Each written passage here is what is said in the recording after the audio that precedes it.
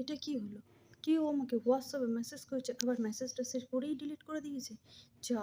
এবার আমি কি করব? কি করে আমি দেখতে পাবো? সেই মেসেজটা দেখার জন্য চটপট চলে আসো। আমার স্ক্রিনটা আমি শেয়ার করছি। আপনারা দেখে নিন কোথা থেকে দেখতে পাবেন সেই মেসেজটা।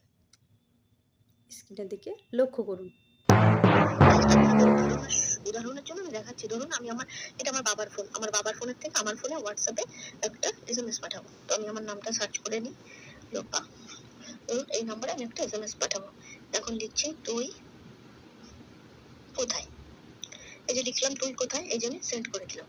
আমার নাম্বারে কিন্তু সেন্ড হয়ে গেল। এই যে রাইট চিহ্ন হলো, মানে আমার নাম্বারে সেন্ড হয়ে গেল। এইবার আমি এখান থেকে এই এসএমএসটা ডিলিট করে দেবো।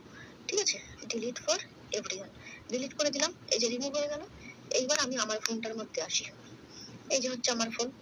এবার আমার ফোনের হোয়াটসঅ্যাপে গেলে কি হবে? এই যে আমার বাবার নাম্বারটা দেখাচ্ছে, পাপা বলে লেখা, দিস মেসেজ ওয়াজ ডিলিটেড। এইবার আমি এই মেসেজটা কোথায় পাবো? যেহেতু ডিলিট করে দিয়েছে, তাহলে সরাসরি এখান থেকে বেরিয়ে চলে যেতে হবে আমাদের ফোনের সেটিংস এর মধ্যে। সেটিংস কোথায়? এই যে সেটিংস এর মধ্যে গেলেই একদম নিচের দিকে নামলে এখানে দেখাবে নোটিফিকেশন। নোটিফিকেশন বলে একটা অপশন আছে, এই যে নোটিফিকেশনের মধ্যে চলে যাবে। নোটিফিকেশন পরে যাওয়ার পরে তারপরে দেখো লেখা রয়েছে নোটিফিকেশন হিস্ট্রি। এটার মধ্যে ক্লিক করলেই এই দেখো, এই যে আমার বাবা যে এসএমএসটা পাঠিয়েছিল, এই যে পাপা বলে লেখা তুই কোথায়, কিন্তু হোয়াটসঅ্যাপ থেকে কিন্তু আমার বাবা ডিলিট করে দিয়েছে। সেটাও আমি আরেকবার দেখাচ্ছি।